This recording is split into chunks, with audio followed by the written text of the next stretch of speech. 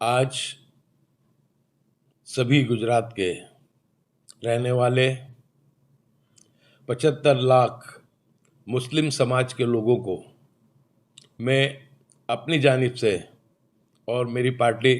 कांग्रेस की तरफ से बहुत बहुत ईद मुबारक देता हूँ।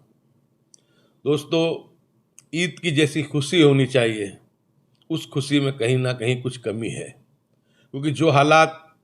फ़लस्तीन के बने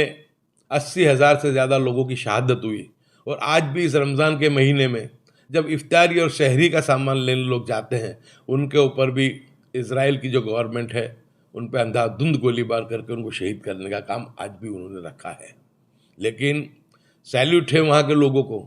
कि इतनी कुर्बानी है, इतनी शहादत देने के बाद भी आज भी उनके ईमान में कहीं कमी नहीं आई है। आज भी उनके सामने कई लाशें पड़ी होती है, मकानों का मलबा ढेर होकर पड़ा होता है, लेकिन उनके मुंह से एक ही अल्फाज निकलता है, हस्बुनल्लाहु व निअमल वकील, निअमल मौला व निअमल नसीर। जिस तरीके से पूरी दुनिया के हालात हैं,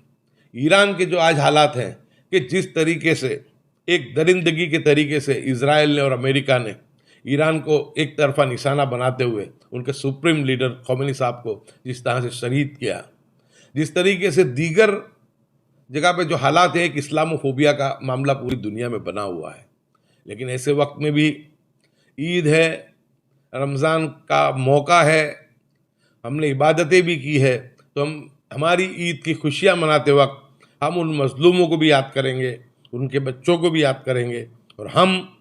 उनके लिए दुआ भी करेंगे कि अल्लाह तबारक व तआला ने हमें तो अमन अमान दिया, लेकिन जो आज बारूद और बमों के ढेर में जो लोग शहादतें दे रहे हैं, जो परेशान हाल है,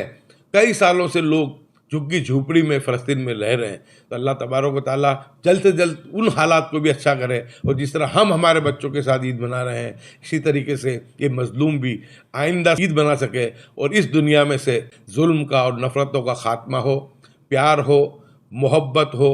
अमन हो, भाईचारा हो और हमारे मुल्क अजीज़ हिंदुस्तान के अंदर भी, हमारा देश के अंदर अमन भाईचारे के साथ हमारा देश विश्व की महासत्ता बने, हमारा राज्य गुजरात जो है वो देश का नंबर 1 राज्य बने, हमारे इस गंगा जमनी तहजीब फिर से ज़िंदा हो, अमन हो, भाईचारा हो। और ऐसे माहौल के अंदर जब आज ईद का जो मामला हमारे सामने ये आया है, मैं मानता हूँ कि हमको ऐसे वक्त में जो जंगलेश्वर के अंदर